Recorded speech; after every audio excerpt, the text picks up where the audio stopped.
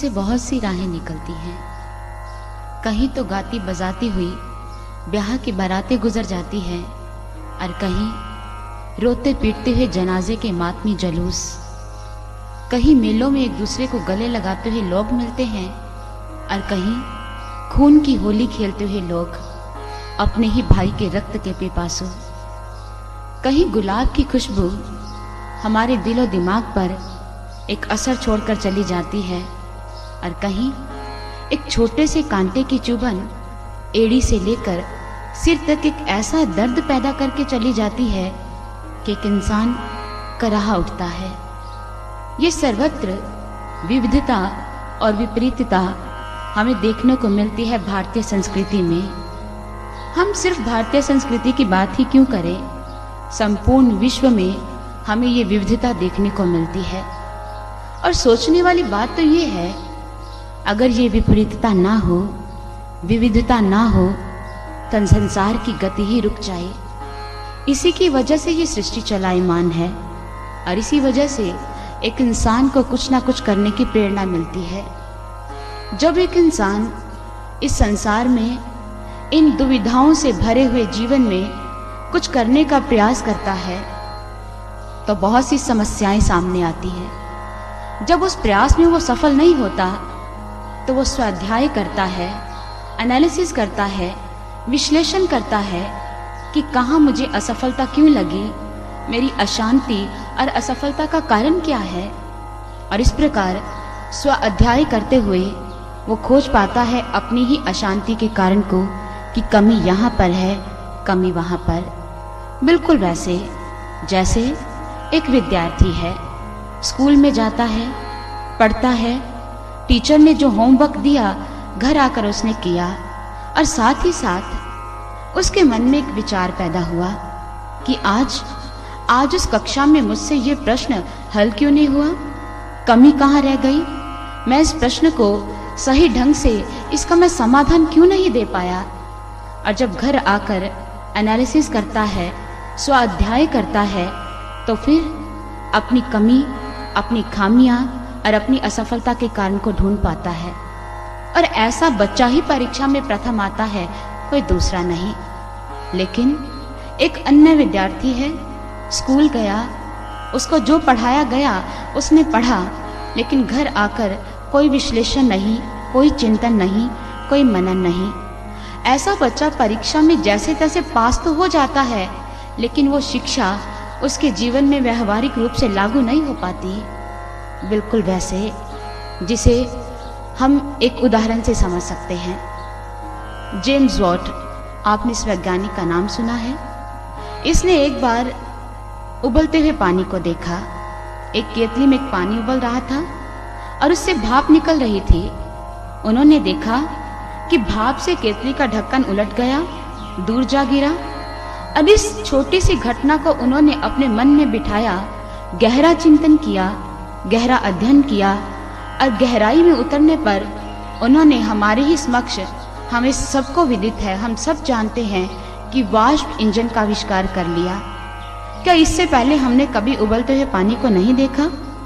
क्या इससे पहले हमने किसी पानी से भाप निकलती नहीं देखी? 100 बार देखी होगी और अवश्य देखी होगी। लेकिन हम उस इंजन का आविष्कार क्यों नहीं कर पाए? क्योंकि हमने बस उस घटना को देखा, थोड़ा सा दृश्य अपनी आंखों में समाया, हाँ ठीक है, जो हुआ सो ठीक है। हम उसकी गहराई में उतरे नहीं।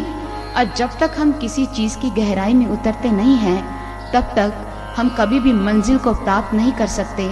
सफलता हमारी हाथों में लगती नहीं है। चलो इसे दूसरे उदाहरण से समझते हैं।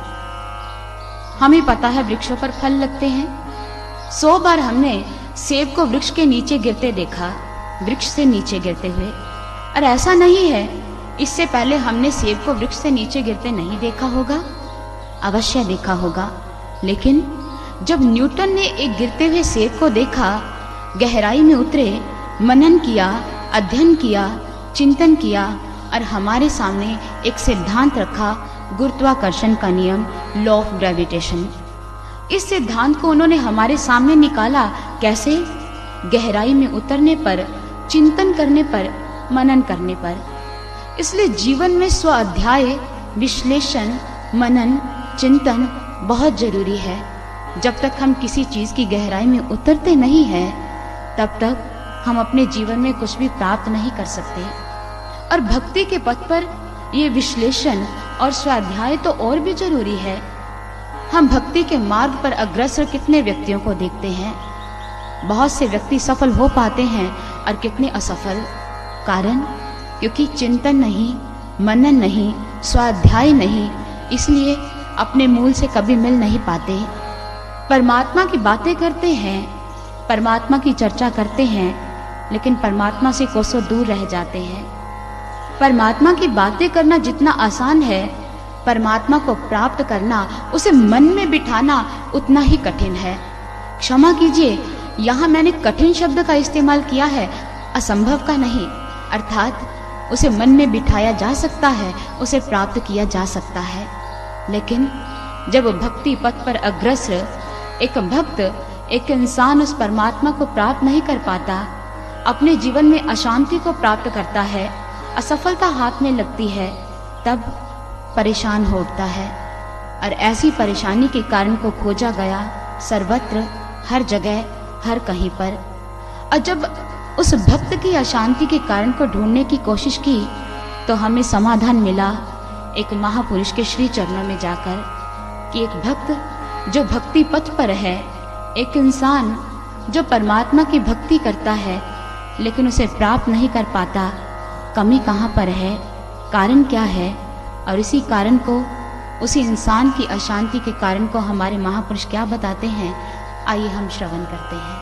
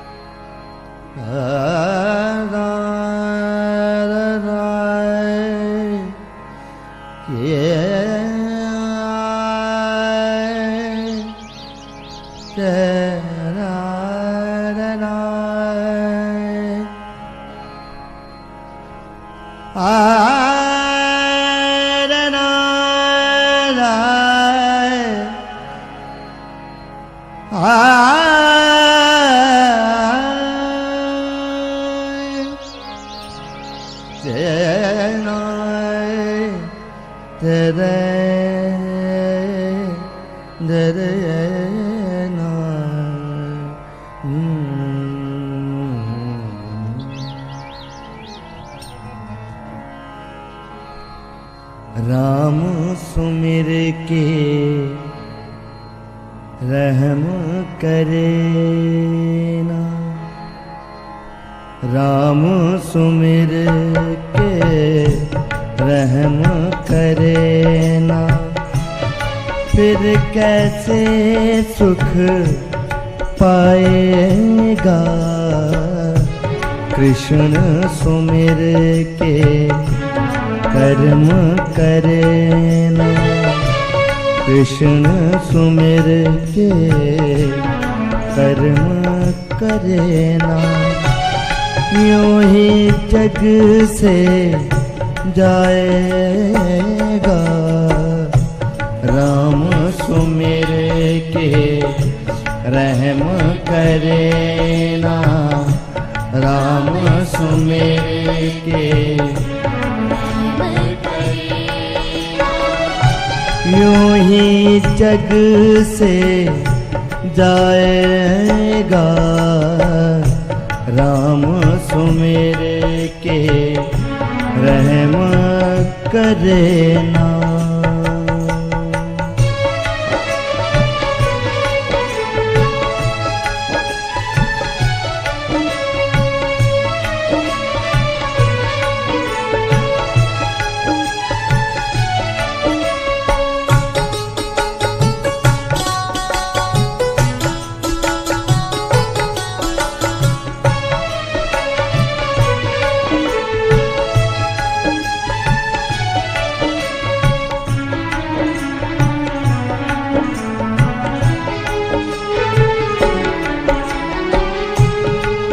भगवान को भजने वाले क्या भगवान को जाना है।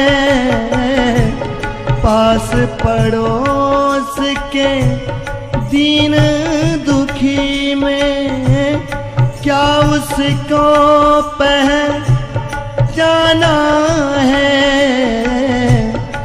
क्या उसको पहचाना है। जब तक तेरी खुदी न टूटे, जब तक तेरी खुदी न टूटे, खुदा नजर ना आएगा। राम सुमिर के रहम करे ना, राम सुमिर के रहम करे ना। फिर कैसे सुख पाएगा, राम सुमिर के रहम करे ना।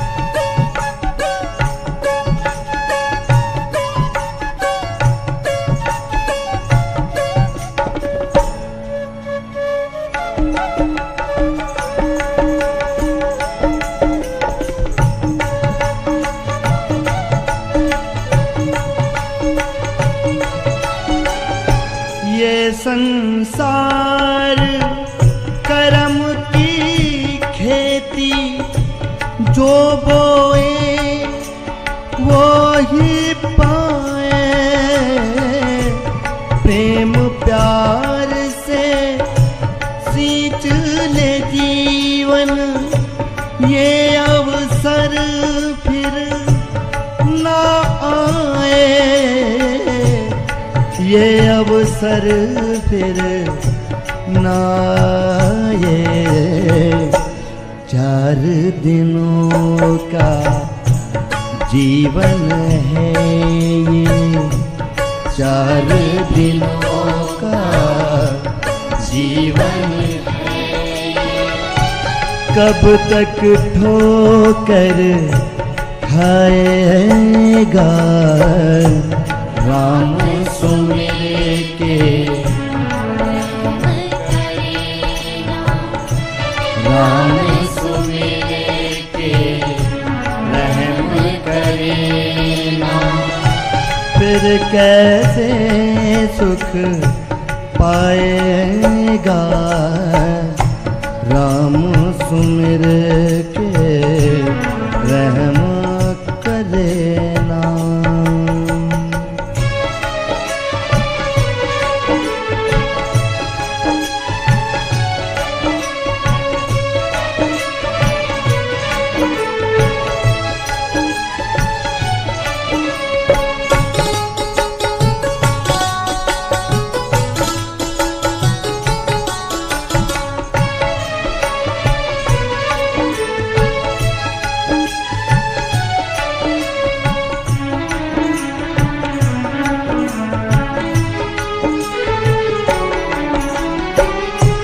अंतर तेरे अंतर्यामी में रोज तुझे समझाता है।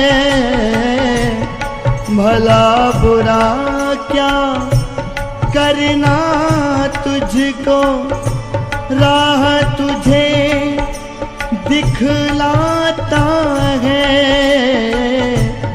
राह तुझे दिखलाता है।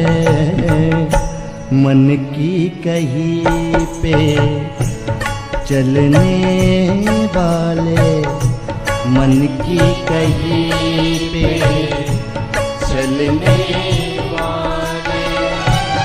एक दिन ठोकर खाएगा राम सुमिर के रहम करे ना, राम सुमिर के रहम करे ना। फिर कैसे सुख पाएगा राम सुमिर के रहम करे ना।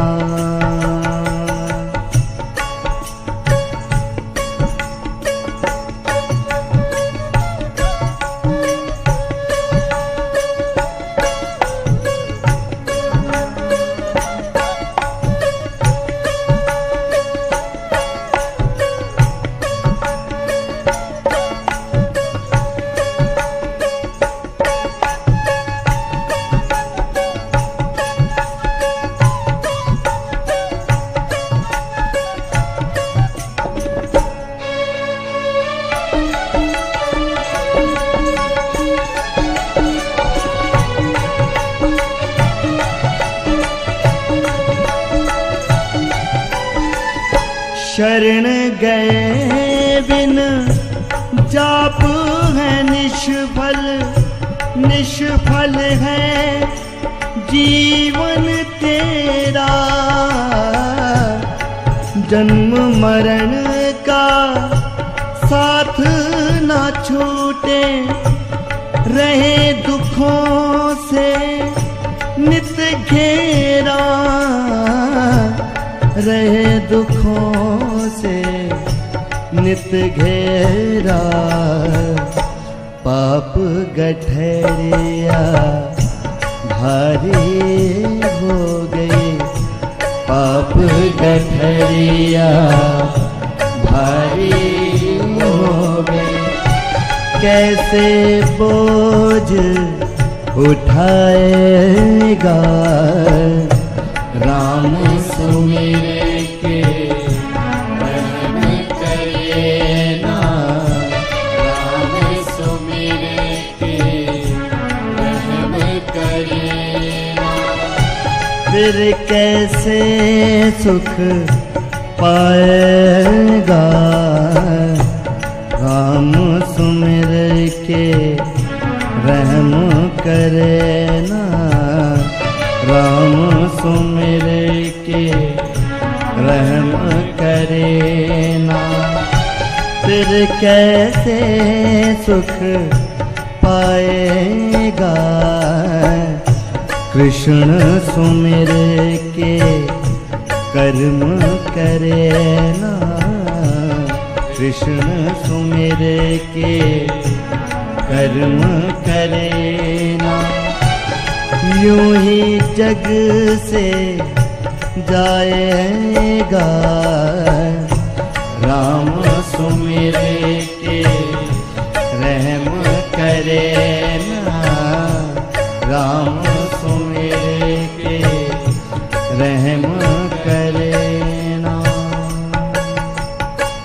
राम सुमिर के रहम करे ना, फिर कैसे सुख पाएगा कृष्ण सुमिर के कर्म करे ना, यूं ही जग से जाएगा।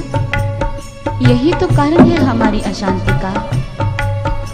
जब जब हम महापुरुषों के बनाए हुए सिद्धांतों को छोड़कर अपने ही बनाए हुए सिद्धांतों को अपने जीवन का आधार मान लेते हैं, तब तक हमें दुख और अशांति का सामना करना पड़ता है।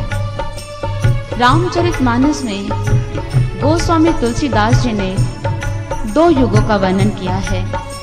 एक कलयुग है और एक है त्रेता युग। त्रेता युग की अर्थात राम राज्य की बात करते हुए वो कहते हैं, दैहिक दैविक भौतिक तापा राम राज नह कहा हुई व्यापा, सब नर करहे परस्पर प्रीति, चले स्वधर्म निरत श्रुति नीति। कि उस राज्य में, श्री राम के राज्य में तीनों ताप लोगों को सताते नहीं थे। दैहिक दैविक भौतिक, इन तीनों तापों से लोग मुक्त थे। सभी एक दूसरे से प्रेम करते थे, शांति का वातावरण था।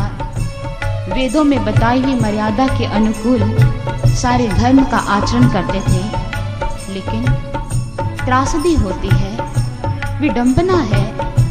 आज का समय देखा जाए, ईर्ष्या, द्वेष, कलह, वैमनस्य, सर्वत्र भ्रष्टाचार, अनैतिकता का बोलबाला है। हर एक व्यक्ति दुखी नजर आता है, हर एक व्यक्ति अशांत नजर आता है। कारण यही है, हम उन सिद्धांतों को भूल चुके हैं। ऐसा नहीं है कि आज प्रभु को मानने वाले लोग नहीं हैं। प्रभु के बहुत से भक्त हैं। कोई राम का भक्त है, कोई श्री कृष्ण जी का भक्त है, कोई भगवान शिव का भक्त है, कोई माँ का पुजारी है और कोई श्री गणेश जी का पुजारी है। हम बात करते हैं श्री राम जी की।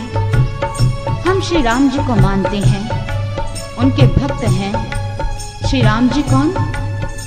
जिन्हें दया का सागर कहा गया, जिन्हें मर्यादा पुरुषोत्तम कहा गया, जिन्हें करुणा सिंधु कहा गया। लेकिन प्रभु के भक्त हैं और हम में दया और रंच मात्र भी नहीं है, हम में रहम नहीं है, हमें किसी के दर्द को देखकर दया भावना पैदा नहीं होती। प्रभु श्री राम के भक्त होकर दया और रहम से कोसों दूर।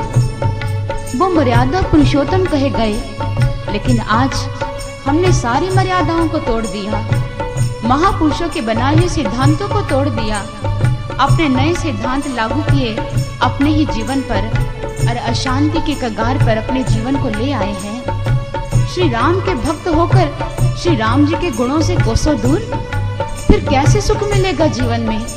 प्रभु श्री राम को हम प्राप्त कैसे करेंगे?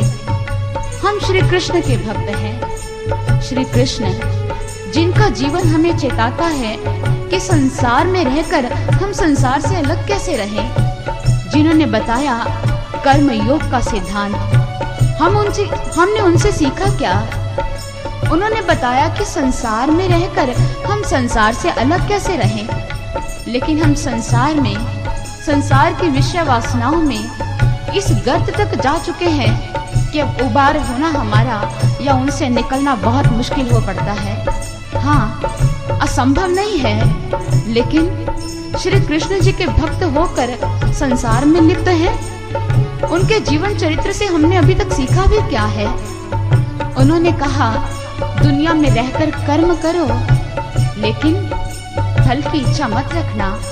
कर्मण्येवाधिकारस्ते मा फलेषु कदाचन। कर्म करो लेकिन फल की इच्छा नहीं। हमने जीवन में जितने भी कर्म किए, आसक्ति के अधीन होकर, अपने मन में इच्छा और कामनाओं को लेकर, क्या ये कृष्ण भक्त की पहचान है? कृष्ण सुमिर के कर्म करे ना, यूं ही जग से जाएगा। क्या संसार से कृष्ण भक्त की यही पहचान लेकर जाएगा? हम माँ के पुजारी हैं, माँ दुर्गा माँ, और माँ की सवारी क्या है? माँ की सवारी है शेर। शेर किस चीज का प्रतीक है? शेर प्रतीक है निर्भयता का, निडरता का। हम माँ के भक्त हैं, लेकिन जीवन में पग पग पर भयभीत हैं। हम डरते हैं, जीवन में जो पड़ाव आते हैं उन परिस्थितियों से डरते हैं कि हमारे जीवन में जो हमने पूंजी संग्रहित करी है कहीं वो छीन ना जाए, हमसे कोई छीन कर ना ले जाए। माँ के पुजारी हैं, निर्भयता से कोसों दूर। हम पग पग अपने मृत्यु के डर से ना जाने क्या क्या प्रयास करते हैं। हम अपनी ही मृत्यु से भयभीत हैं। ये माँ के भक्त की पहचान तो नहीं हो सकती। ये माँ की भक्त की, माँ के गुणों को अपने जीवन में हमने चरितार्थ कहाँ किया? कोसों दूर है, माँ के भक्त नहीं बन पाए। भगवान शिव की भक्ति करते हैं, प्रत्येक सोमवार उनका सुमिरन किया, उनकी पूजा की, उनका ध्यान किया। आप प्रत्येक दिन की बात करें या पूरे सप्ताह की बात करें, आप शिव के भक्त हो। भगवान शिव ने हमें क्या शिक्षा दी? अपने तन पर राख लगा ली। राख लगाकर उन्होंने बताया कि भस्मांतम शरीरम, आपका ये शरीर नष्ट हो जाएगा, एक दिन इसका विनाश होना निश्चित है। शिव के भक्त हैं, लेकिन देहा भाव में इतने आसक्त हो गए, इतने आसक्त कि अगर कोई हम पर उंगली भी उठाए तो हम उस पर तमाचा जड़ने को तैयार हो जाते हैं। ये शिव के भक्त की पहचान नहीं है। इस शरीर से प्रेम करते हैं, इस शरीर के सौंदर्य के वर्धन के लिए क्या क्या प्रयास नहीं करते, लेकिन भीतर जो आत्मा उस प्रभु को पाने के लिए कराह रही है, उस शिव से मिलने के लिए जो शक्ति तड़प रही है, उसकी पुकार आज तक नहीं सुनी। शिव के भक्त होकर भी शिव के गुण, भगवान शिव के चरित्र को अपने जीवन में चरितार्थ नहीं कर पाए कि भगवान शिव के भक्त की पहचान तो नहीं है। भगवान शिव की पूजा करते हैं, बेल पत्र अर्पित करते हैं 3 पत्तों वाला। वो समझाते हैं त्रिगुणातीत हो जाओ, क्यों सत्व गुण, रज गुण, तमो गुणों में उलझे हुए संसार में रह रहे हो। नहीं सीख पाए, कुछ नहीं सीखा। भगवान शिव बार बार अपने चरित्र से हमें प्रेरणा देते हैं, लेकिन समझ नहीं पाए। श्री गणेश जी के भक्त हैं। हर कार्य का शुभारंभ करना है किनसे? श्री गणेश जी से, ताकि हमारा कार्य सफल हो, हम अपने काम में सही ढंग से सफलता को प्राप्त करें। लेकिन क्या सीखा? श्री गणेश जी के आप स्वरूप को देखो, वो ही आपको बहुत कुछ शिक्षा देता है। उनके चरित्र के ऊपर तो विचार बाद में करने की बात है। उनका विशाल मस्तक हमें क्या बताता है? अपने संकीर्ण दायरों से निकलो, अपनी सोच को विशाल करो, अपना चिंतन क्षेत्र काफी विस्तृत कर लो। अपने संकीर्ण दायरों से निकलो, सांप्रदायिकता में उलझे हुए आप धर्म से कोसों दूर हो। जब इन दायरों से निकलना सीख लिया, उस धर्म को अपने आप जान जाओगे। लेकिन हमारा चिंतन क्षेत्र अभी तक संकुचित है। श्री गणेश जी का विशाल मस्तक भी प्रेरणा देता है, अपने चिंतन क्षेत्र को विशाल करो, अपना दृष्टिकोण विशाल करो। उनके बड़े बड़े कर्ण हमें प्रेरणा देते हैं, कुछ सुनने की क्षमता रखो, कुछ ग्रहण करने की हिम्मत रखो, सामर्थ्य रखो। लेकिन हम तो सुनने को तैयार नहीं। हम हर पल मन में किसी न किसी के प्रति आक्षेप खड़े करते हैं। वो समझाते हैं संतों की वाणी को सुनो, भले ही उनका व्यवहार अलग अलग रहा, भले ही उनकी वेशभूषा अलग रही, लेकिन सत्य तो एक रहा है। उनके मुखारबिंद से जो कुछ निकलता है आप ग्रहण करने की क्षमता रखो।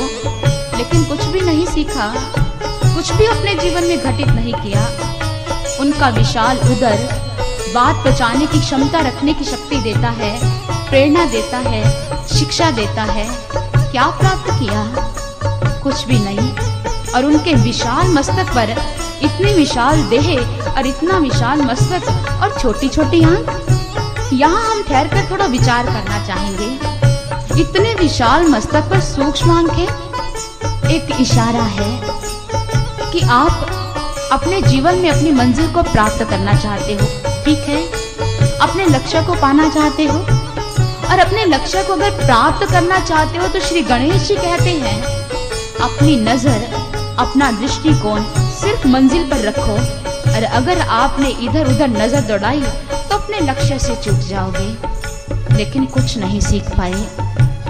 हर एक भक्त अपने अपने इष्ट की पूजा तो करता है, लेकिन अपने इष्ट के चरित्र से, अपने प्रभु के चरित्र से कुछ सीख नहीं पाए। सबसे बड़ी दुर्भाग्य की बात ही यही है, सबसे बड़ी विडंबना ही यही है। राम का सुमिरन करते हैं, दया से कोसों दूर हैं, कृष्ण की पूजा करते हैं, लेकिन कर्म योग को अभी तक समझा नहीं है, उनके चरित्र को अपने जीवन में चरितार्थ नहीं किया।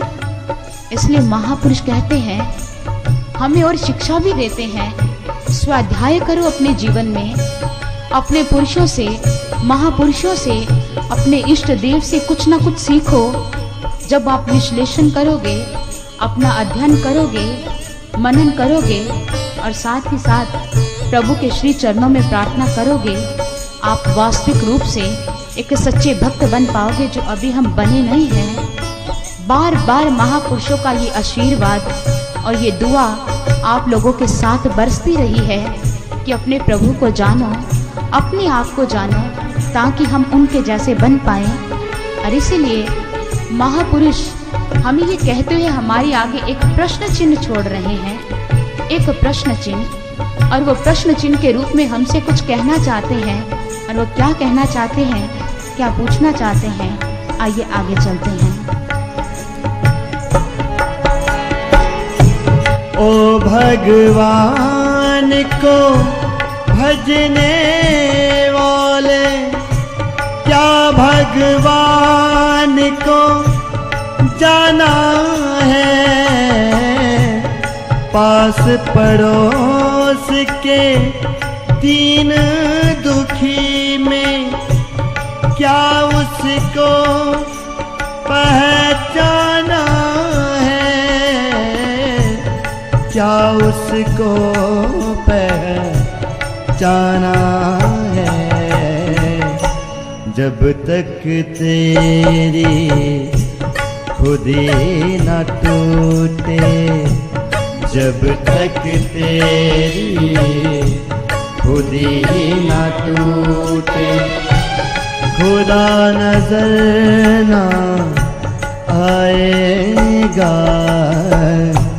राम सुमिर के रहम करे ना, राम सुमिर के रहम करे ना, फिर कैसे सुख पाएगा? राम सुमिर के रहम करे ना। एक बार एक संत अपने हाथ में मशाल और एक कमंडल लिए बड़ी तीव्र गति से कहीं जा रहे थे।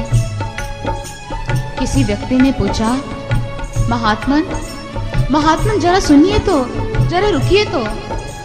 महात्मन कुछ क्षण रुके। कहिए, क्या पूछना चाहते हो? जो कुछ पूछना है अति शीघ्र पूछिए, मेरे पास समय बहुत कम है।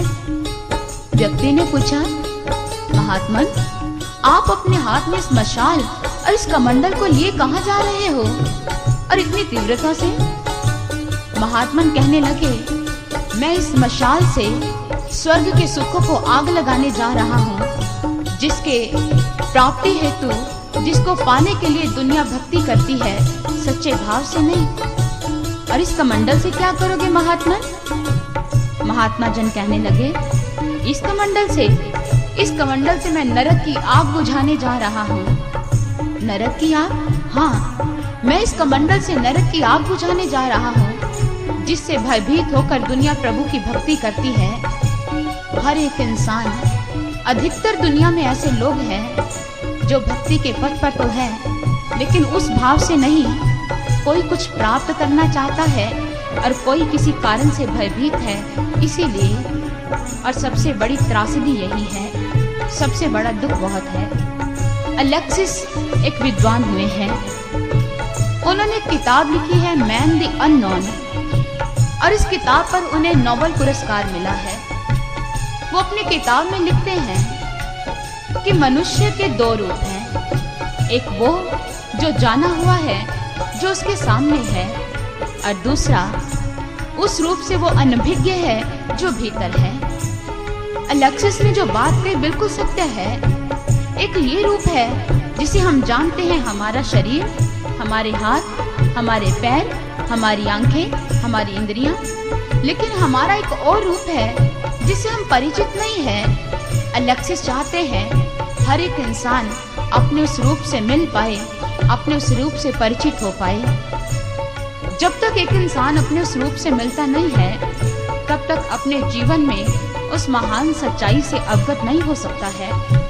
सोक्रेटिस हुए हैं, वो लिखते हैं, नो thyself, अपने आप को जानो, अपने आप को पहचानो। अपने आप को जानना क्या है? हम एक इंसान को कहें, आप अपने आप को जानिए, वो कहेगा, मैं जानता हूँ मैं कौन हूँ, मैं ये हूँ, मेरा नाम ये है, मैं इस जगह का निवासी हूँ। वो बाहरी अपना रूप तो जानता है, अपना बाहरी व्यवहार तो जानता है, लेकिन एक भीतर उसका रूप है, उससे कोसों दूर है। मैक्सिम गोर्की एक साइंटिस्ट हुए हैं। वो किसी गांव में गए और गांव में जाकर उन्होंने वहां के लोगों को इकट्ठा किया और बताने लगे कि विज्ञान ने कितनी उन्नति की है, विज्ञान का कितना महत्व है। काफी देर वो बताते रहे, लेकिन उसी सभा में एक सज्जन खड़े हुए, एक किसान। उन्होंने कहा कि महात्मन, क्षमा कीजिए, मैं आपसे कुछ कहना चाहता हूँ। आप काफी समय से हमें बता रहे हैं विज्ञान की बातें, विज्ञान की महिमा का गुणगान कर रहे हैं। आपने बहुत अच्छी तरह बताया कि हमने पक्षियों की तरह उड़ना सीख लिया है। आपने बहुत अच्छी तरह बताया कि हमने मछली की तरह पानी में तैरना सीख लिया है। लेकिन क्या आपका विज्ञान ये बता पाया है कि एक इंसान कैसे बन सकता है? एक इंसान अपने जीवन में इंसानियत के गुण कैसे ला सकता है? मैक्सिम गोर्की कहते हैं, उस बात को सुनकर मैं हैरान रह गया। सवाल और उसका ये प्रश्न बिल्कुल सही था और मेरे दिल में गहराई तक उतर गया। कितनी महान सच्चाई है, हम अपने आप को भी जान कहाँ पाए हैं? हमारे अंदर कौन निवास करता है और हम है कौन? इस बात से कोसों दूर हम गहन निद्रा में सो रहे हैं। हमें कोई जगाने वाला चाहिए। हम भगवान को मानते हैं। ओ भगवान को भजने वाले, क्या भगवान को जाना है? हम भगवान को मानते हैं, लेकिन क्या हम जान पाए हैं? इस दुनिया में आस्तिक भी हैं और नास्तिक भी हैं। आस्तिक वो नहीं जो महापुरुष बताते हैं और जो हमारा सोच है। महापुरुष हमें कुछ कहना चाहते हैं और हमारा दृष्टिकोण महापुरुषों से बिल्कुल अलग है। हमारी नजर क्या कहती है? आस्तिक वो है जो परमात्मा को मानता है, वो आस्तिक है, और जो परमात्मा को नहीं मानता वो नास्तिक है। लेकिन महापुरुष कुछ और बताना चाहते हैं। वो कहते हैं कि आस्तिक वो नहीं जो परमात्मा को मानता है, अपितु आस्तिक वो है जो परमात्मा को जानता है। नास्तिक वो नहीं जो परमात्मा को नहीं मानता, अपितु नास्तिक तो वो है जो परमात्मा को नहीं जानता। बात जानने की है, मानने की नहीं है, क्योंकि परमात्मा जानने का विषय है, मानने का नहीं। मानना और जानना दोनों अपने आप में कोसों दूर हैं, अथाह अंतर रखते हैं। अब मानना क्या है? उदाहरण के तौर पर आप किसी नेत्रहीन को कहिए कि मान लो सूर्य होता है, वो कहेगा ठीक है। और आप किसी दूसरे नेत्रहीन को कहिए कि सूर्य नाम की कोई चीज नहीं, सूर्य होता ही नहीं, वो कहेगा ठीक है। सूर्य के अस्तित्व को नकारने पर सूर्य ये नहीं कहेगा, अरे मेरा अस्तित्व नहीं मानता, मैं तुझे अभी जला देता हूँ। ऐसा नहीं होता है। सूर्य को मानो या ना मानो, इससे सूर्य को कोई फर्क नहीं पड़ने वाला और ना ही नेत्रहीन व्यक्ति को पड़ने वाला है। जरूरत जानने की है। आप उनको आंख दीजिए ताकि वो अपनी आंख से उस सूर्य को देख पाएं, ताकि सूर्य के अस्तित्व के बारे में उनके मन में कोई संशय ही ना रह जाए। चलो इसे दूसरे उदाहरण से समझते हैं। अलजेब्रा की बात करते हैं, जिसे हिंदी में हम कहते हैं अंक गणित। छठी या 7वीं कक्षा में हम अक्सर इन प्रश्नों को, इन सवालों को हल किया करते थे। सवाल इस तरह के थे कि माना पिता की आयु इतनी, पुत्र की आयु इतनी, 7 वर्ष बाद पिता की आयु कितनी होगी और पुत्र की कितनी होगी। हम इन प्रश्नों को, इन सवालों को हल कैसे करते थे? हमारी शुरुआत होती थी, let the solution be x and let the solution be y। कितने अंक मिलेंगे आपको? आप अगर इतना लिख कर आ जाओ कि मान लो पिता की आयु x और पुत्र की आयु y, तो आपको कितने अंक मिलेंगे? 0, 0। आपको अंक नहीं मिलने वाला। क्यों? कारण इसीलिए क्योंकि आपने सिर्फ माना है, जाना नहीं है। लेकिन अगर आप फॉर्मूला फिट करते हो, उस सवाल को हल करते हो, पूरी जांच निकालते हो और अंत में आप लिखते हो उसका उत्तर, उसका जवाब कि x का मान इतना है और y का मान इतना, पिता की आयु इतनी और पुत्र की आयु इतनी, तो आपको अंक पूरे मिलेंगे। लेकिन अगर आप मानने तक सीमित होते तो आप अपने परीक्षा पत्र में कभी सफल ना होते। आपने जब जांच की, रिजल्ट निकाला, उत्तर दिया, सॉल्यूशन दिया, आपको पूरे अंक मिले। इसलिए जानने की जरूरत है, जानने की, मानने की नहीं। हम आपसे कहते हैं हमारे पूज्य पिताजी एक श्रेष्ठ इंसान है, आप मान लीजिए। आप कहते हैं मान लेते हैं, लेकिन मानने से क्या होगा? अगर वो श्रेष्ठ इंसान ना हुए तो? यहाँ जरूरत जानने की है। आप उनसे मिलो, उनके साथ रहो, उनके व्यवहार को देखो, आप उनसे परिचित हो पाओगे कि वो सचमुच में ही एक श्रेष्ठ इंसान है। यहाँ जानने की जरूरत है, देखने की जरूरत है, मिलने की जरूरत है। और परमात्मा भी ख्याली बातों का विषय नहीं है, वो ख्याली पुलाव नहीं है, वो देखने का विषय है, अनुभव करने का विषय है। इसलिए विवेकानंद जी कहते हैं, if there is God we must see him, if there is soul we must perceive him. कि अगर भगवान है उसे देखो, उसका अनुभव प्राप्त करो, और अगर आत्मा है तो उसका भी अनुभव प्राप्त करो, उसे महसूस करो वो कहाँ है। परमात्मा देखने का, प्रैक्टिकल परसेप्शन का विषय है, साक्षात्कार का विषय है, बातें नहीं है, तर्क नहीं है। इसलिए परमात्मा कहानियों तक सीमित नहीं, आप भी अपने भीतर उस भगवान को देख सकते हो, जान सकते हो, साक्षात्कार कर सकते हो। और जब एक इंसान अपने भीतर उस परमात्मा को देख लेता है, अनुभव प्राप्त करता है, उस ईश्वर के तत्व स्वरूप की अनुभूति होती है, फिर वो जर्रे जर्रे में, प्रत्येक जीव में, हर एक प्राणी में उस परमात्मा का दीदार करता है। और जब तक आपके अंदर ऐसा भाव पैदा नहीं होता, तब तक आपके अंदर किसी भी दीन के प्रति दया भाव पैदा नहीं होगा। आपके सीने में दर्द नहीं पैदा होगा कि ये भी परमात्मा की संतान है, इसके अंदर भी भगवान रहता है, ये भी उसी का जीव है। लेकिन दुख है, त्रासदी है कि हम कोसों दूर, बहुत दूर हैं इस चीज से। हम आज तक अपने पास, अपने पड़ोस में दीन दुखियों को देखते जरूर हैं, लेकिन वैसा दर्द क्यों पैदा नहीं होता जो अपने पुत्र की पीड़ा को देखकर होता है? क्योंकि अनुभव नहीं है, उस ईश्वर से परिचित नहीं है। संसार की हालत आपके सामने है, बिल्कुल सामने। हमने किसी शायर को कहने पर मजबूर कर दिया। क्या कहते हैं वो कि देखो देखो कैसा जमाना आ रहा है, एक सांप दूसरे सांप को बतला रहा है, नाम तो बदनाम है अपना, लेकिन आदमी आदमी को डसे जा रहा है। इंसान खुद गर्ज हो चुका है, उसे सिर्फ अपनी जुबान का चस्का, सिर्फ अपना स्वार्थ, अपना संकुचित दृष्टिकोण अपने भीतर समाये उस विशालता से कोसों दूर है जिसे महापुरुष स्थापित करने आते हैं। इंसान खुद गर्ज को चस्का जुबान का, भगवान निगाहवान है सारे जहान का। एक परमात्मा है जो सभी से एक जैसा प्रेम करता है। हम उस प्रभु का गुण अपने भीतर ला नहीं पाए क्योंकि परमात्मा को जाना नहीं है। जब तक हम अपनी मैं से दूर नहीं होते, अपनी खुदी को तोड़ते नहीं है, तब तक हम प्रभु को प्राप्त नहीं कर सकते। महाभारत का युद्ध आपके सामने है, कुरुक्षेत्र की भूमि। श्री कृष्ण ने अर्जुन को जनाया, मैं कौन हूँ, तू कौन है। लेकिन दूसरी तरफ धृतराष्ट्र हैं जिन्होंने मैं नहीं छोड़ी, मोह नहीं छोड़ा, कृष्ण को समझ नहीं पाए, प्रभु श्री कृष्ण को। अगर वो मैं छोड़ देते तो उनका जीवन सफल हो जाता। वो युद्ध क्षेत्र में अपने पुत्रों के पहुंचने पर भी क्या कहने लगे, संजय मेरे और पांडु के पुत्रों ने क्या किया, मामका पांडवाश्चैव किम कुर्वत संजय।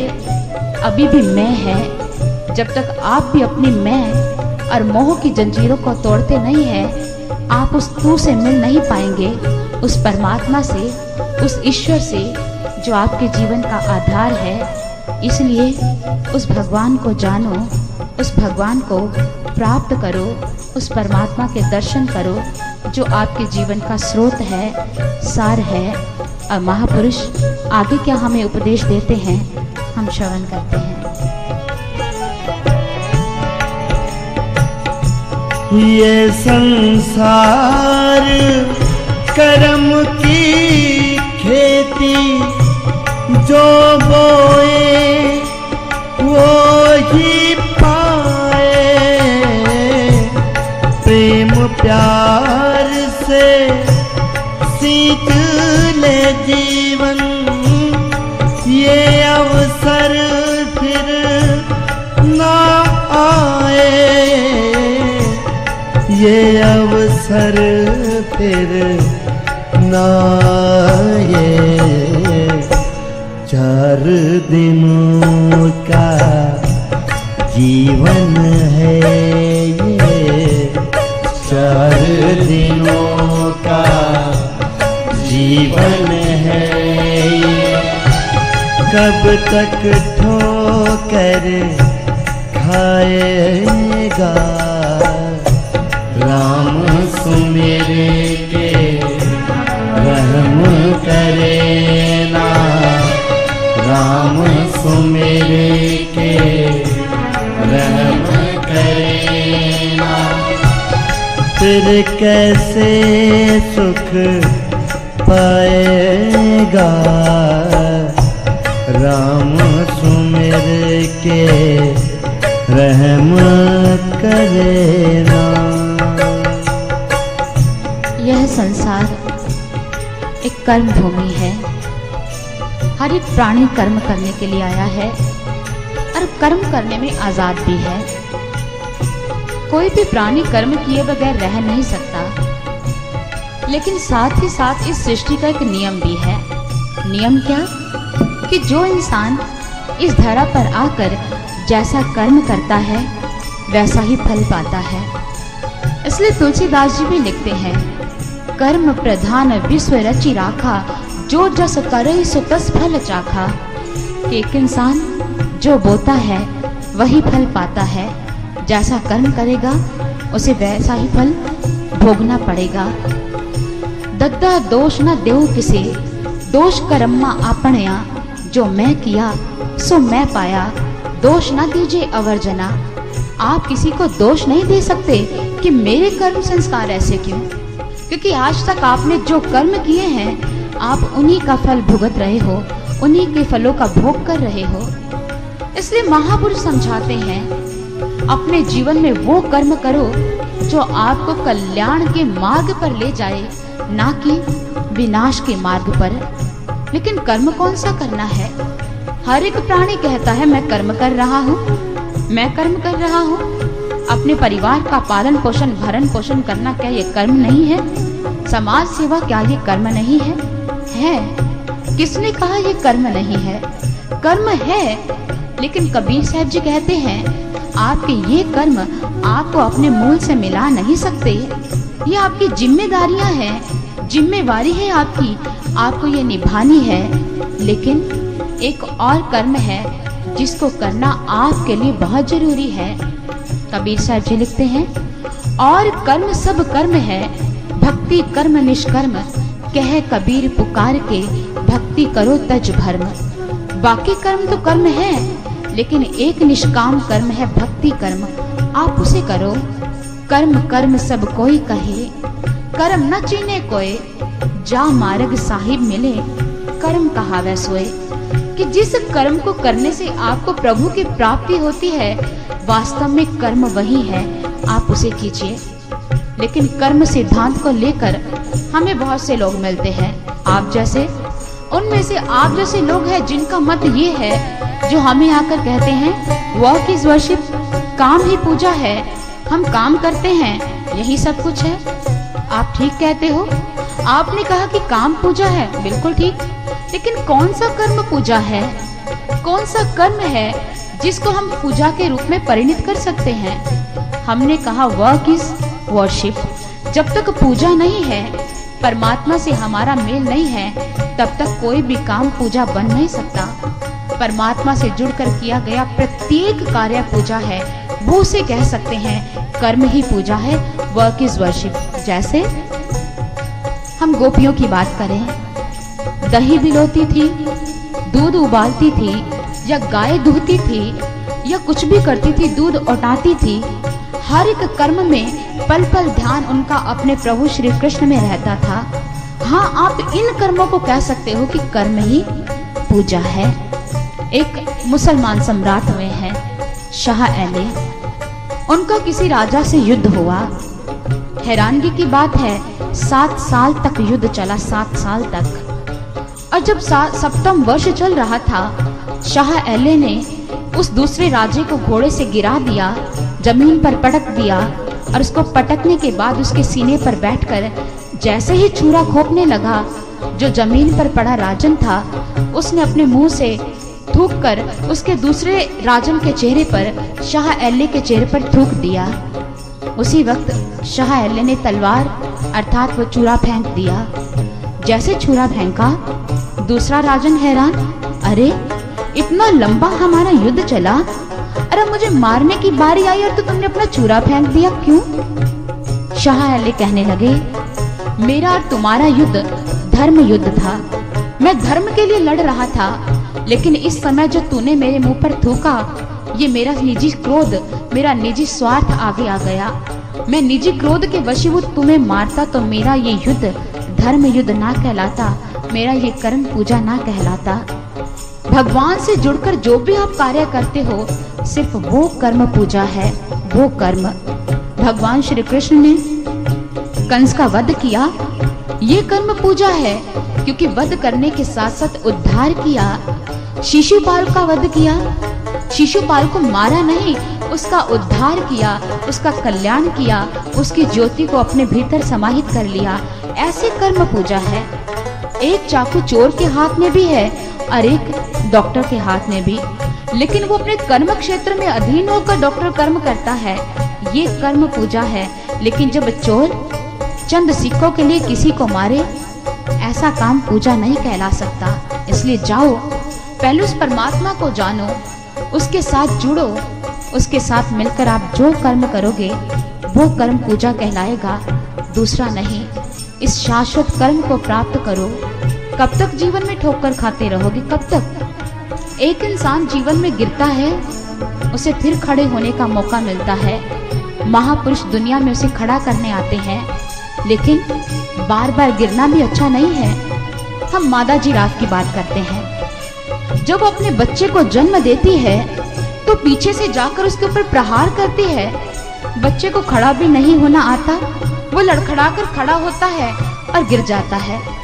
फिर जाती है, फिर चोट मारती है, फिर वो लड़खड़ाता है, खड़ा होता है, गिर जाता है, फिर चोट मारती है। सारे हैरान कि नवजात शिशु पर इतने प्रहार क्यों, इतने ठोकरे क्यों? हमें ये लगता है कि ये अन्याय हो रहा है, लेकिन ये मादा जिराफ जानती है, वो अपने शिशु को बहुत जल्द खड़ा कर देना चाहती है, ताकि वो किसी शेर का या हिंसक जानवर का शिकार न बन पाए। अगर जीवन में ठोकर लगती है और उस ठोकर से हम प्रभु के मार्ग की ओर अग्रसर होते हैं, तो इसे अपना सौभाग्य समझिए। और अब महापुरुषों का हर एक वचन जो हमारे सीने पर प्रहार करता है, जो हम पशु की तरह जीवन व्यतीत कर रहे हैं, उस पशुता से निकलो और उस कर्म को करो जिसे भक्ति कर्म कहते हैं, परमात्मा को प्राप्त करने का कर्म, प्राप्त करने का कर्म। आइए। अंतर तेरे अंतर रोज तुझे समझाता है, भला बुरा क्या करना तुझको, राह तुझे दिखलाता है, राह तुझे दिखलाता है। मन की कहीं पे चलने वाले, मन की कहीं पे चलने वाले, कब तक ठोकर खाएगा, राम सुमिरे रहम करे ना, राम सुमिरे के रहम करे ना। अंतर तेरे अंतर्यामी रोज तुझे समझाता है। हर एक मनुष्य के भीतर से दो आवाजें निकलती हैं, जानते हो कौन सी? एक आवाज है मन की और दूसरी आत्मा की। हमें अपने मन की आवाज तो सुनाई देती है, लेकिन हम अपनी आत्मा की आवाज आज तक सुन नहीं पाए हैं। हम कहते हैं मेरा मन नहीं करता, मैं स्कूल नहीं जाऊंगा, मैं सत्संग स्थल पर नहीं जाऊंगा। कभी आपने कहा कि मेरी आत्मा कुछ कहती है? आप खुद अपने ऊपर विचार करें, अपना स्वाध्याय करें। क्या आपकी आत्मा की आवाज आप खुद सुन पाए हो? हमारी आत्मा भी आवाज देती है, लेकिन दुख है हम उसकी आवाज को कभी सुन नहीं पाए।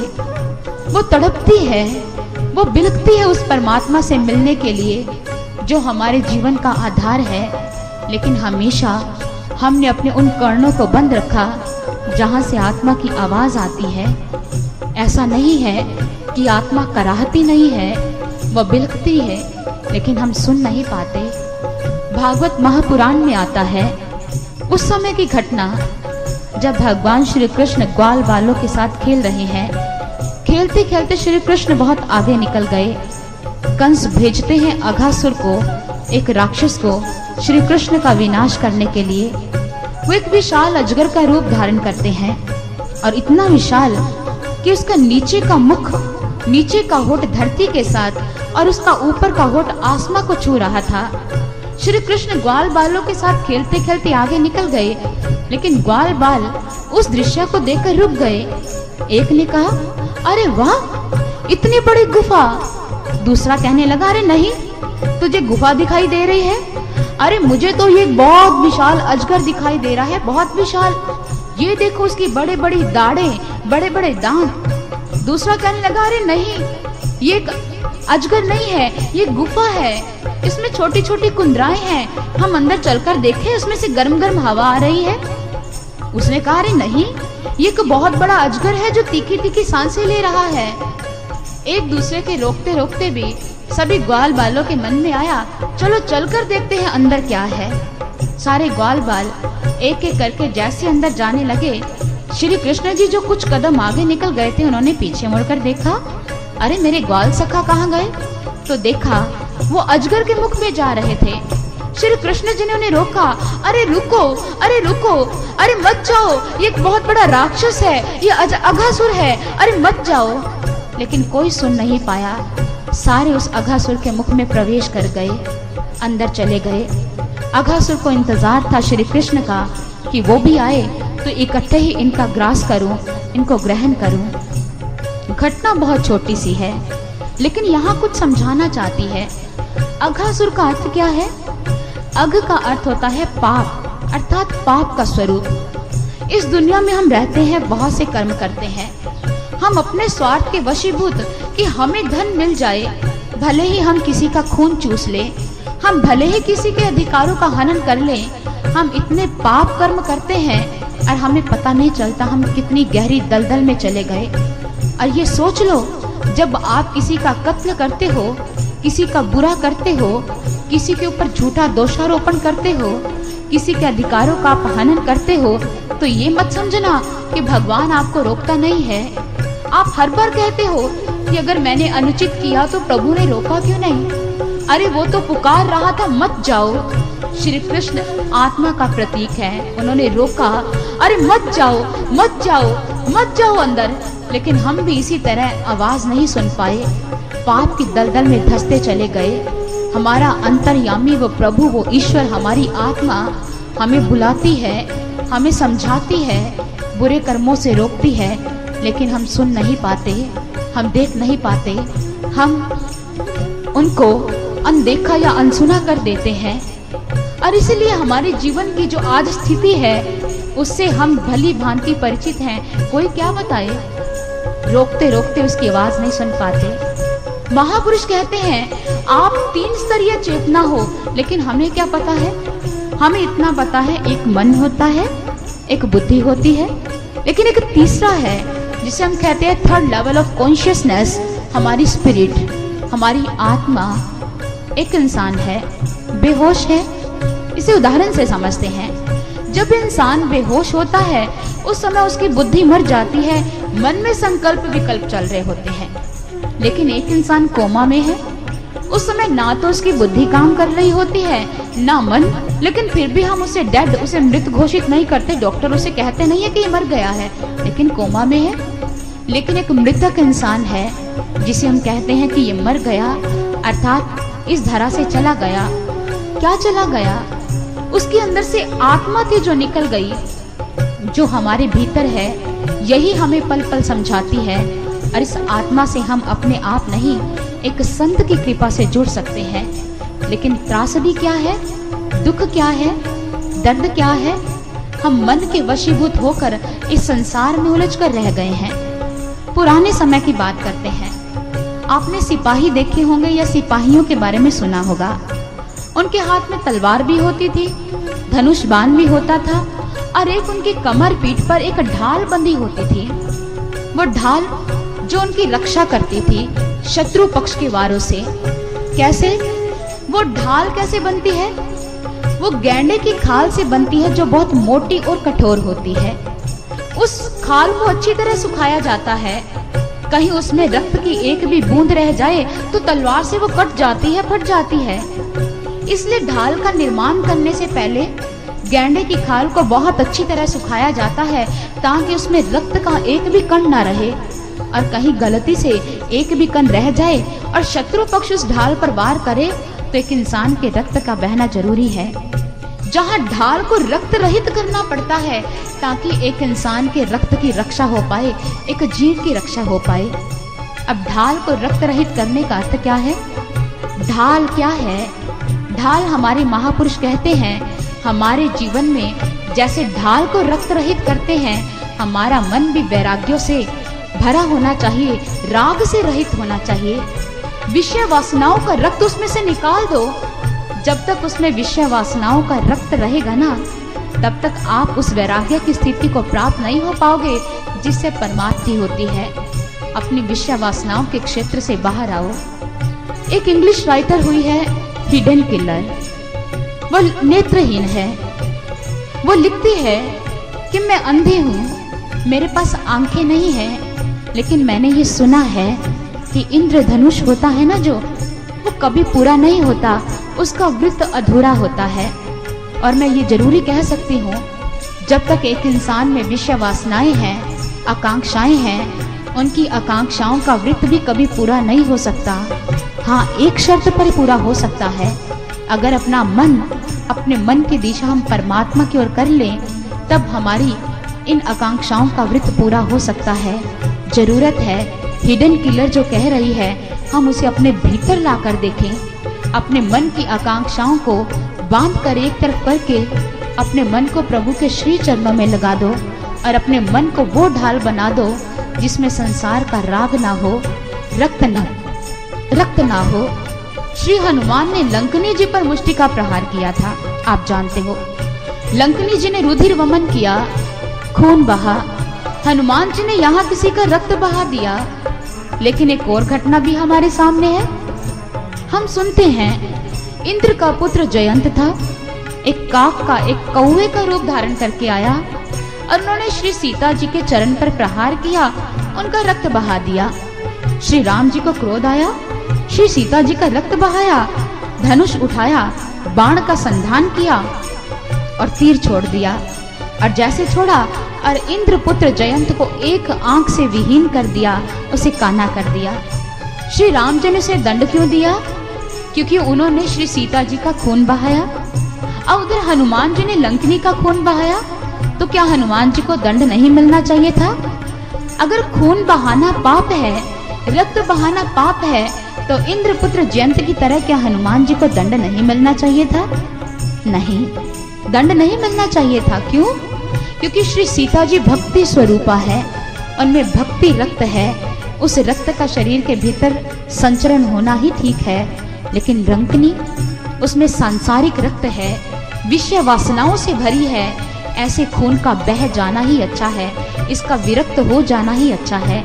इसलिए प्रभु के श्री चरणों में प्रार्थना करो कि हमारे जीवन में एक ऐसे संत को भेजो, एक ऐसे गुरु का पदार्पण करो जो हमारे मन की दिशा उस परमात्मा के श्री चरणों में ले जाए, उस प्रभु के चरणों में ले जाए।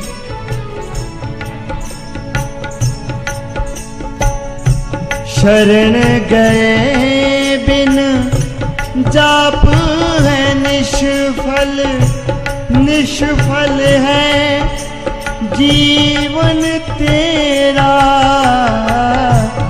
जन्म मरण का साथ ना छूटे, रहे दुखों से नित बिखेरा रहे दुखों से नित घेरा। पाप गठरिया भारी हो गए, पाप गठरिया भारी हो गए। कब तक बोझ उठाएगा राम सुमिर के रहम करेना, राम सुमिर के रहम करेना। बालू के कण के जीवन में एक दुख है, वो पहाड़ से विलग हो चुका है, वो कराह रहा है, उससे मिलना चाहता है। एक चिंगारी के जीवन में दुख है, वो आग से छिटक चुकी है, उसके बिना उसका कोई अस्तित्व नहीं है। उसके जीवन का ये बड़ा दुख जिससे वो मुक्त हो जाना चाहती है। एक नदी जो कल कल बहती दिखाई तो देती है, प्रसन्न दिखाई देती है, लेकिन उसके जीवन में भी एक दुख है। वो सागर से अलग है, सागर से मिल जाना चाहती है। और एक जीवात्मा के जीवन का दुख है, वो परमात्मा से दूर है, उस परमात्मा से एकाकार हो जाना चाहती है एक जीवात्मा। कबीर साहब जी कहते हैं, एक दुख काटो राम राय मेरा, अगन देह और गर्भ बसेरा। कि हे प्रभु, मेरे जीवन के इस दुख को दूर करो।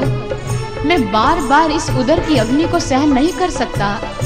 इस गर्भ की आग में झुलसना और इस गंदगी में रहना बहुत दुर्लभ है, बहुत मुश्किल है। नहीं प्रभु, मैं नहीं रह सकता, मुझे मुक्त करो इस चीज से। मैं इस आग को, इस दर्द को, इस जलन को अपने शरीर पर और सहन नहीं कर सकता। एक दुख काटो राम राय मेरा। एक इंसान के जीवन का सिर्फ एक दुख है। हम कहते कि हम दुखी हैं, अरे वो जिन चीजों को, जिन घटनाओं को, जिन परिस्थितियों को हम कहते हैं हमारे जीवन के प्रतिकूल हैं, हम दुखी हैं, वो तो दुख देने वाली है ही नहीं। हमारे जीवन का सिर्फ एक दुख है, उस परमात्मा से जुदा है, उस परमात्मा से अलग है। इसीलिए अगर अपने जीवन में सुखों को प्राप्त करना चाहते हो, इस दुख से निजात पालो। इस दुख से हमारे शास्त्र कहते हैं, निदेह माध्यम सुलभम सुदुर्लभम प्लवम सुकल्पम गुरु कर्णधारम माया अनुकूलेन न भस्वतेरितम पुमान भवब्धिम न तरेत स आत्मः। कि ये मनुष्य शरीर जिसको प्राप्त करना बहुत दुर्लभ है, बहुत मुश्किल है, आपको मिल चुका है। आप इसी तन में यहाँ बैठे हो, आपने सन को प्राप्त किया है। निर्देह माध्यम सुलभम सुदुर्लभम, जो मुश्किल था वो बड़ी आसानी से मिला। प्लवम सुकल्पम गुरु कर्णधारम, और ये संसार रूपी सागर से पार होने के लिए एक नौका की मानिंद है। और इस नौका को चलाने वाला और इसका खेवनहार अगर एक गुरु मिल जाए और उसके ऊपर परमात्मा की कृपा रूपी वायु अनुकूल चले, और फिर भी आप उस परमात्मा को अपने भीतर ना जानो, उसका अनुभव प्राप्त ना करो, तो आप अपनी आत्मा का हनन करने वाले हो, आप हत्यारे कहलाए जाओगे। परमात्मा ने ये तन दिया है उसे जानने के लिए, इसलिए जरूरी है इस नौका को उस मल्लाह के हवाले करो, उस सदगुरु के हवाले जो परमात्मा से जुड़ चुका है, जो परमात्मा से एकाकार हो चुका है। तद विज्ञानार्थ स गुरुमेव अभिगच्छेत समित पाणी श्रोत्रिय ब्रह्मनिष्ठ गुरु।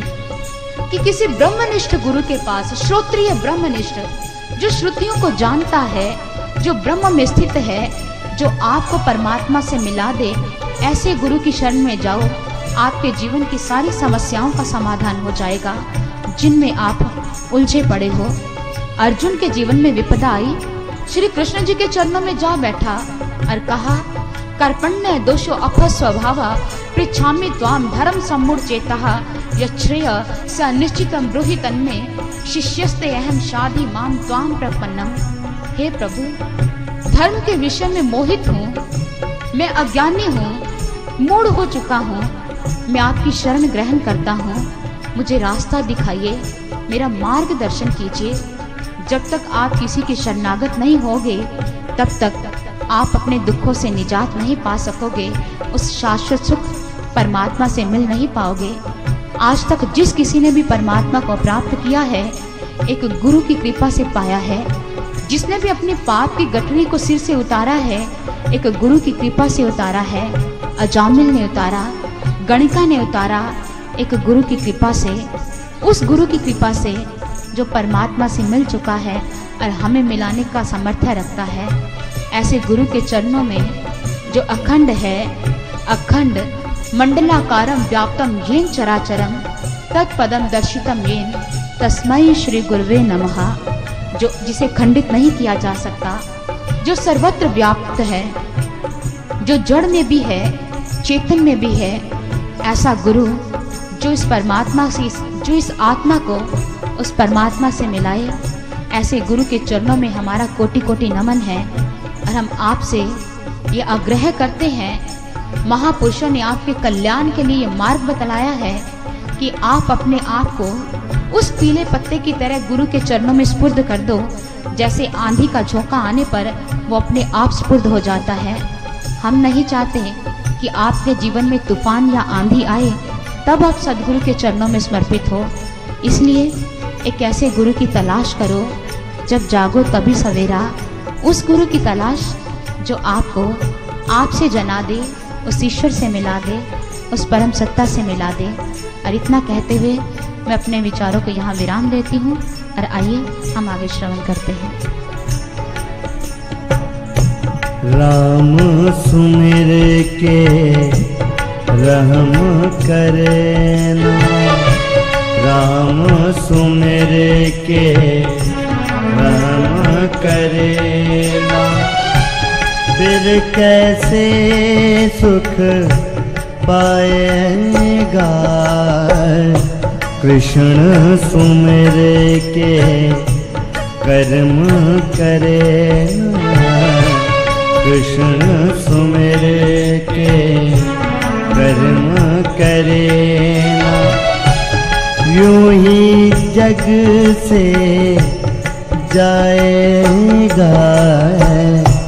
राम सुमिर के रहम करे ना, राम सुमिर के रहम करे ना, राम सुमिर के रहम करे ना, राम सुमिर के रहम